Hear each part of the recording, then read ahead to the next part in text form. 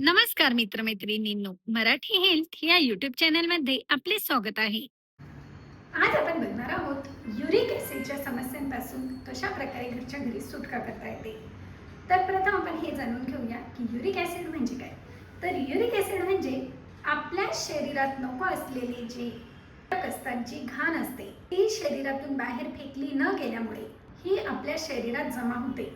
आता ही जमा कुठे होणार, तर हाडांच्या बाजूला ज्या ज्या ठिकाणी त्यांना मोकळा स्पेस मिळतो, जागा मिळते, त्या त्या ठिकाणी हे जे अन्न असते हे हळूहळू जमत जाते आणि हे जमा झालेले अन्न हळूहळू खराब होते व याचेच रूपांतर युरिक ॲसिडमध्ये होते. म्हणूनच आपल्याला जॉईंटमध्ये ज्या ज्या ठिकाणी हाडे आहेत त्या ठिकाणी सुया टोचल्यासारखा ती भयंकर त्रास होतो आणि बऱ्याच जणांना सकाळी उठल्यावर पाय जमिनीवर टेकायला देखील त्रास होतो. वाटते की आपल्या पायामध्ये कोणीतरी सुया टोचत आहे. कारण म्हणजे जे ते सडलेले अन्न आपल्या शरीरात जमा झालेले आहे, यामुळे हा त्रास होत असतो. तर ही मुळापासून बरे करण्यासाठी अगदी साधा सोपा घरगुती असा उपाय घेऊन आले आहे की ज्यामुळे सहजतेने हा त्रास निघून जातो.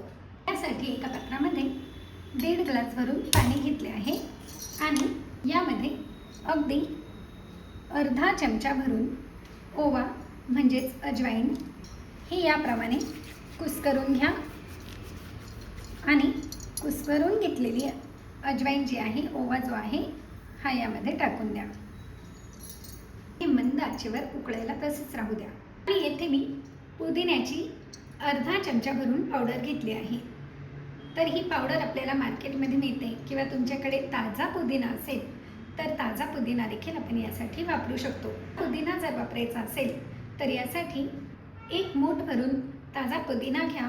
हा मिठाच्या पाण्याने स्वच्छ धुवून नंतर यामध्ये टाकून द्यायचा आहे. आणि पुदिन्याच्या पावडरऐवजी आपण गुळवेलीच्या पावडरचा देखील वापर करू शकतो.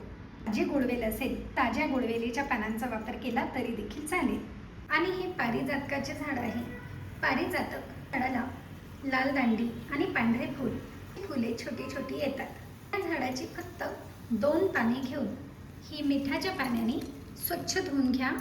स्वच्छ धुवून ही हाताने बारीक करा. ही मिठाच्या पाण्याने स्वच्छ धुवून मग घेतली ना तर यावरील काही घाण जीवजंतू असतील, कीटाणू असतील तर ते व्यवस्थित निघून जातात. याप्रमाणे बारीक करून याच्या शिरा ज्या आहेत मोठ्या त्या काढून घ्या आणि यानंतर पाणी देखील यामध्ये टाकून द्या. आणि मंद आचेवर हे छान उकळवून घ्यायचे आहे.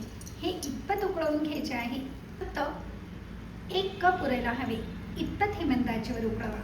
म्हणजे यामुळे होते काय, तर यामधील जे अर्क आहे हे संपूर्ण या काड्यामध्ये छान उतरते आणि आपले जे पोट आहे हे स्वच्छ होत नाही. तर या पोटांचे विकार देखील यामुळे निघून जातात आणि किडनी जी आहे, किडनीभोवती घाण साचते व किडनी व्यवस्थित काम करत नाही. आपल्या शरीरात युरिक ॲसिड वाढत जाते. तर किडनीभोवती जी घाण साचलेली असते ती देखील यामुळे निघून जाते व घाण निघून गेल्यामुळे किडनी आपल्या शरीराला पुन्हा काम करण्यास लावते. आणि म्हणूनच आपल्या शरीरात कुठलीही प्रकारे घाण जमलेली असेल तर ती पूर्णपणे खेचून काढण्याचे काम या फक्त एका काड्यामुळे होणार आहे. आणि हा काढा ज्याप्रमाणे मी दाखवत आहे त्याप्रमाणेच तयार करा आणि दररोज एक वेळेस ठरवून घ्या. तुम्ही हा रात्री देखील पिऊ शकतात किंवा सकाळी उपाशीपोटी पिलात ना तर हे जास्त चांगले. त्याप्रमाणे तयार करून फक्त आपल्याला हे 7 दिवस प्यायचे आहे. 7 दिवसातच तुम्हाला यापासून शरीरात प्रचंड बदल झालेला दिसेल आणि जे तुमची टाच सकाळी सकाळी जमिनीवर टेकायला जो त्रास होत होता तो त्रास तर अवघ्या 3 दिवसातच निघून जातो. 100% फायदा आपल्याला यापासून होतोच. बघा, काढा आपला छान तयार झालेला आहे. पानांचा रंग देखील बदलला आहे. ही पाने अगदी नरम झालेली आहेत. तर याप्रमाणे हे गरम गरम असताना आपण गाळून घेणार आहोत.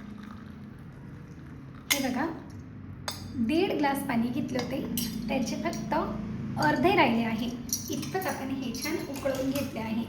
आता तयार झालेल्या काढ्यामध्ये हा लिंबू पिळून देखील तुम्ही पिऊ शकतात किंवा हे असे डायरेक्ट पिलात ना तरी देखील चालेल. एक वेळ ठरवून घ्या आणि हे गरम गरम असताना घोट घोट करून त्याप्रमाणे आपण आपण चहा पितो ना त्याप्रमाणे हे पिऊन घ्यायचे आहे. आणि हे पिल्यानंतर किमान अर्धा तास कुठलाही पदार्थ खाऊ नये व पाणी देखील पिऊ नये. हे आपल्या शरीरावर व्यवस्थित काम करेल. या 7 दिवसातच तुम्हाला स्वतःला याचा रिझल्ट मिळेल. पुढे देखील तुम्ही हा उपाय करू शकतात. यापासून कुठल्याही प्रकारे साईड इफेक्ट होणार नाही, तर फायदा पूर्णपणे होणार आहे की नाही. अत्यंत साधा, सोपा आणि घरगुती नॅचरल उपाय सहजतेने युरिक ॲसिडच्या समस्या घरच्या घरी बऱ्या होऊ शकतात. एक शेअर व सबस्क्राईब करायला देखील विसरू नका. धन्यवाद.